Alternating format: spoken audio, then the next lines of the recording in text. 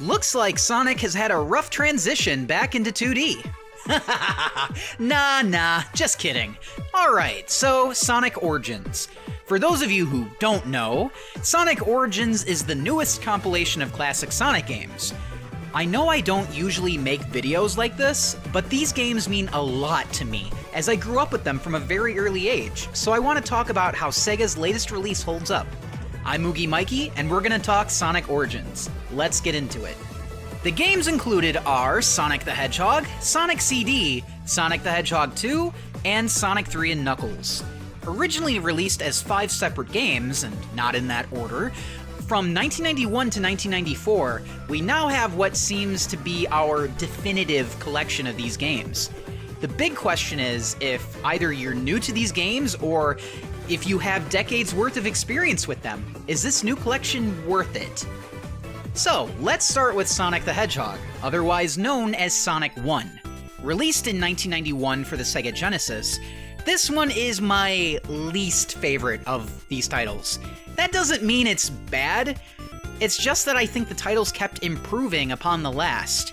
Regardless, if you've played the 2013 mobile remaster by Christian Whitehead, this will be very familiar to you. It's widescreen, Sonic can spin dash, and Tails and Knuckles are playable. Aside from a few gameplay bugs that were likely created when Sega's internal team implemented it into this collection, it seems these minor issues can be easily patched. Sonic 1 in this collection is an overall improvement upon the original 1991 release. Next up is Sonic CD. This one is the most contrasting title here, so here's a little history on it. Sonic CD was released in 1993 for the Sega CD, and used to be considered a legacy title of sorts, like Knuckles Chaotix, for the longest time due to its seldom releases.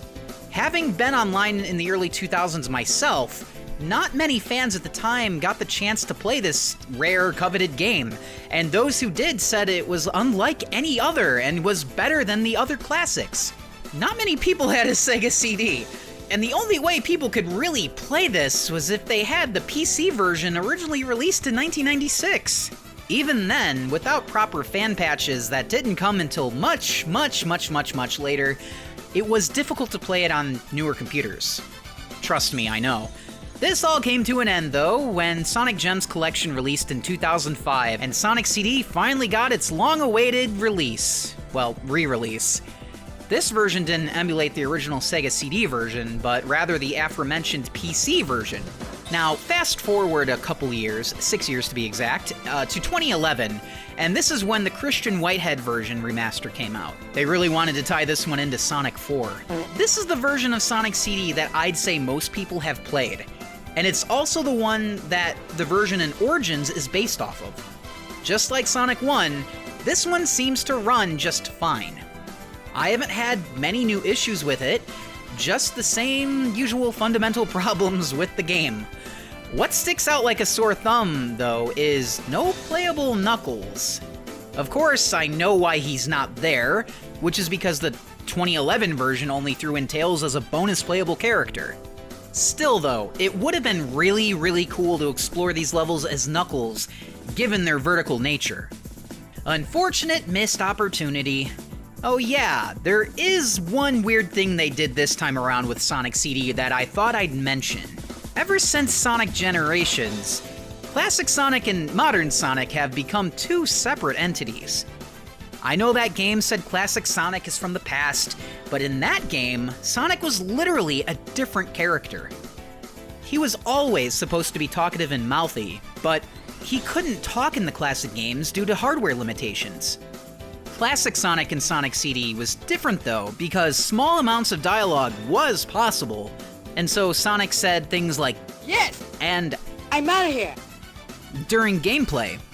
Amy made some vocal noises too, like giggles and yelps. So why do I bring this up? It's because now these vocal recordings of these characters were removed, as they were retconned to be mute. It started with Classic Sonic and Generations, and then they fully committed to the rest of the cast afterward. I know this isn't a big deal, but I thought I'd bring it up because of how interesting it is when it comes to the modern portrayal of the classic characters. Moving on. Next up, we have Sonic 2, which is very special to me because it was my first Sonic game. Even though it released before Sonic CD, I guess this is Sega's current version of the timeline now. Sonic 1 to Sonic CD to Sonic 2. Whatever. Just like the two games before this one, the drop dash has been implemented by Sega's internal team. It works as you would expect it to. Otherwise, it's the same Christian Whitehead version from 2013, which many would consider to be the definitive version. You know, speaking of all these Sonic adventures, running around takes a lot of calories. I'm sure he eats a ton. Besides chili dogs, of course, he might even be interested in some of the snacks that are included by today's sponsor, Tokyo Treat and Sakura Co. Hi guys, Axel Lasley here. And Moogie Mikey. And we sampled this month's box together. The theme was Summer Matsuri, aka Summer Festival. Take a bite into Japan. Take a bite into summer. This little booklet has everything you need to know about every item in the box, and every box comes complete with instructions and nutritional information. Starting off, we have a bag of Kit Kats here. They are cookies and cream flavor. Did you guys know that Kit Kats in Japan actually have a wide variety of flavors? It's pretty incredible, actually. If you ever get the chance to go to Japan, I would highly recommend trying those out. In addition to that, we've got some tasty Sakura candies here. Everyone got randomized Sakura-themed treats. And here's the yakisoba in the box. Super good. I love noodles. And it was super easy to prepare. This is a tasty rice treat. Everything in this box was tasty. And here's some chocolate. You love chocolate. Oh, and here's some Pocky. You love Pocky. And you love Pocky too. Yes, we loved it together. In fact, that's what's great about this subscription is that there are lots of items you can share with your friends. You can enjoy them in a single serving. There's so many choices you have with all of the flavors and items in this box. And these little candies, they fizz on your tongue. Oh, and this little ice cream, can't send you a real one, but it's almost the real deal. And Fanta, I love soda. Super delicious. Speaking of soda, this is the perfect soda-themed candy. Just pops right out and pops in your mouth. And here is the aforementioned Kit Kat. Here's a close-up of these tasty cookies and cream Kit Kats. You can share them with a friend, you can break them, you can eat them by yourself. Oh, so many options. And here are the Pocky that Mikey and I shared and enjoyed. Super tasty and flavorful. Thumbs up. And here's the Sakura Co box. This box is a different theme, which was really cool. I loved this box. The theme was tea time in Yokohama. And what I loved about this box is that the little guide booklet came with a bunch of information about Yokohama, and it also came with the history of the bread companies that made these cookies. Super fascinating information. And of course, your nutritional information. And this box came with a lot of dry goods that were perfect and complementary to tea. So there are lots of cookies, and even a little pancake that I'm about to show you in just a second. Here's some more cookies, and of course, as I said, this is the pancake, the star of the show. I cannot get over this red bean pancake. I really love stuff like this. In addition to that, there's this tasty little pancake. It's not really a pancake. It's chocolate like pie. Yes, this tasty little chocolate pie. Mikey and I shared it, although I really wanted to keep it all to myself, but it was perfect to share too. Big portions. Here are some almond treats, and there's a wide variety of flavors, even with the cookie and pastry themed goods. Here is some delicious peach jelly. And here's some orange cake. Super good. We loved the orange cake. Super good. This is a tasty jelly item. So many variety of flavors in this box that are perfect with your afternoon tea time or even for an evening tea time. And in addition to that, there were all kinds of different treats and cookies that you can enjoy. And on top of that, they even send you the tea to enjoy it with. Even if you're a newbie to tea, this box contains perfect and easy to follow instructions telling you how to make this delicious fragrant hojicha. It's a green tea that is roasted at a lower temperature and for a longer time than usual to preserve the green tea's original flavor. Now, even as I said, if you're new to tea, there's so many great snacks that you can enjoy alongside your freshly brewed green tea. And it comes with 2 bags of tea, so you can either have one for yourself and share another one with a friend, or you can have 2. Or you can keep it all to yourself. And they also included this adorable little plate that I absolutely loved. It's perfect for serving snacks up on for either yourself or a friend or a loved one. So many options with this box, so many great things to enjoy. It would make it super presentable. Perfect for your Instagram takes. This was the orange cake. I loved it. It was super good. I'm gonna enjoy it all by myself. But I'm gonna take it first. No! Oh. This was also super good. You're not even gonna want to share. It's the chocolate pie. It's the chocolate little fluffy bread. It was delicious. Just look at that bread spread. Look at that pole. If you guys are interested in getting your hands on these snack boxes, all you gotta do is just go into the video description or pinned comment below and use the code MUGIMikey to get $5 off your first Sakura box and Tokyo Treat box. It also supports the channel. Thanks guys, and back to the video. Finally, we have Sonic 3 and Knuckles, which is the entire originally intended version of Sonic 3 before it was split during development into Sonic 3 and to Sonic and Knuckles, 2 separate games. Besides finally getting the Christian Whitehead versions of Sonic 1 and 2 released outside of mobile, Sonic 3's presence here is what makes this collection special. This is a brand new version by Headcanon because Sega wouldn't let Christian Whitehead do it back in the day, which is one of the teams that worked on Sonic Mania. This is the first time Sega is treating the 2 as one game, instead of other releases and collections which would just throw in Sonic 3 and Knuckles as an unlockable bonus.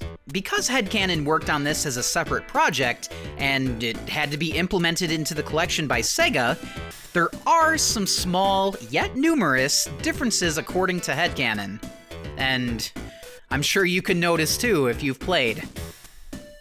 Personally, I've noticed some bugs while playing, such as things killing me that normally shouldn't. Other people have noticed many different issues while playing though, such as the water turning completely white when falling in with an electric shield in Angel Island, plus many, many more.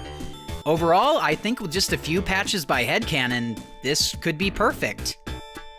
Now let's address the elephant in the room, which is the music replacements for Carnival Night, Ice Cap, and Launch Base. While not confirmed, the original music for these tracks most likely prevented Sonic 3 from being re-released over an entire decade. This is because these tracks are highly suspected to have been worked on by Michael Jackson and his team, including Brad Buxer. Ice Cap is a 16-bit version of Hard Times by Brad Buxer's music group from the 80s, the Jetsons, and Sonic 3's original ending song would then go on to be the building blocks to Michael Jackson's Stranger in Moscow, just a few years later. After Michael Jackson passed away in 2009, most people believe these issues arose with his estate regarding the rights to the music which prevented it from being released afterwards. Well, Sega had a creative solution to this problem, and finally decided to just go with the original beta songs, rebuilt this time by Jun Senoue, so they could finally release the game after such a long time. I don't know what stopped them from doing this before, but I'm just glad we finally got it. Look, I get why they had to do it. Either it cost too much to use the originals, or they didn't even want to try. We're never really gonna know. Either way, if it means we can finally play Sonic 3 on modern hardware, I think it's a fair compromise. It doesn't mean I think the new music is good though. In fact, I think it ends up hurting the experience, especially if you're a seasoned player. And that's it. Those are all the playable games in this collection. Originally 5, but presented as 4. What else does this collection have to offer, you ask? We've got mission mode, which can be really fun or just completely uninteresting to play. There's also the ranking system, which is really appealing to speedrunners. You can see where you stand against others who have it on the same platform as you. One of the coolest things about this collection is that, just like Sonic Mania, it has its own animated opening sequence. There's a unique animated sequence before and after every game, too. When you play them in anniversary mode, that is, or story mode. I don't know, I personally thought these menus were confusing. I don't think you should have to scroll like that to get to it and find it. It's whatever. Regardless, these little cartoons make an effort to tie the games together. They're short and cute, but they don't really do much besides add some spectacle. The game also adds mirror mode, which is cool, but it's what you'd expect. It's mostly there as a bonus challenge for Sonic veterans, which is cool, I'll take it. There's also the retro mode where they just slap some black bars on the sides and bring back the original live system. I don't know why anyone would want to play this over the anniversary modes, but hey, I guess it's there to be there and kind of add some value to this collection. Oh yeah, speaking of the live system, it was completely replaced with the new coins feature, which means you won't ever have to get a game over unless you play classic mode. But like I said, I don't know anyone who'd want to play those over the new versions. These new coins allow you to retry special stages after failing them, and they also unlock bonus content in the museum. Speaking of which, the museum. Here you can unlock music, art, and more. Speaking of the music section, it's cute. You can switch the character and they'll have their own unique running or idle animation as the music plays. It's really cool. As for the rest of the museum, you can tell this section took a lot of inspiration from Sonic Mega Collection, which is really cool in my opinion, but the only thing is you need to unlock most of it with those coins. I'm feeling conflicted on this because I don't know if it's worth spending all that time on coin farming just to unlock it all, especially when it was all there to begin with in Sonic Mega Collection. Which means I have to compare it to other collections. I can't ignore it as it seems like Origins borrows a lot from it, so it's hard to not compare. So, Sonic Mega Collection. It launched for $40 and included 12 games, whereas Origins launched for $40 and includes 4 games. That's a quarter of the titles, but one could argue the remasters and Origins are worth the asking price, especially if you look at it as $10 a game. If you look deeper, these versions of Sonic 1 and 2 were originally created for mobile with an MSRP of $2.99 each, often going on sale for just as low as $1. Sonic CD was often just $5 on Steam too. So, what gives with Origins' $40 price tag? Personally, I feel like if you have the originals on Steam, or you're just completely content with playing the older releases of these games, you don't need this collection unless you really, really want it. Otherwise, I'd say wait for it to inevitably go on sale.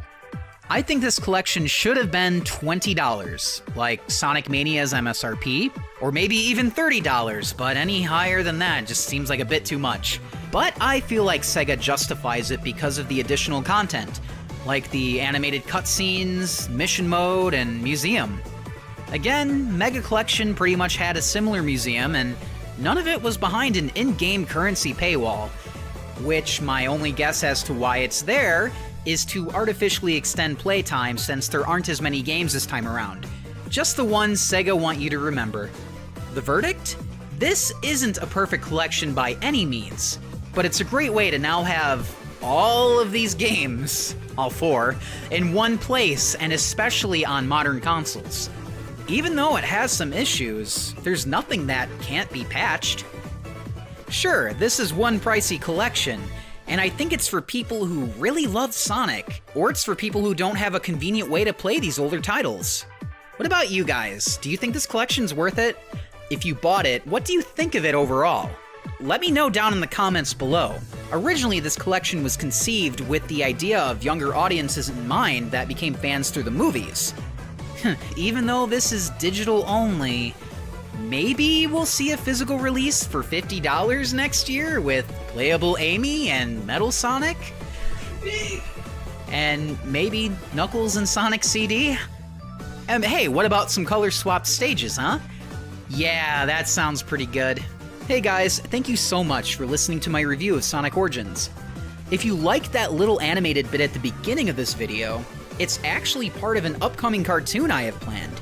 So stay tuned for that, and stay tuned for more, and very soon. And again, thank you as always.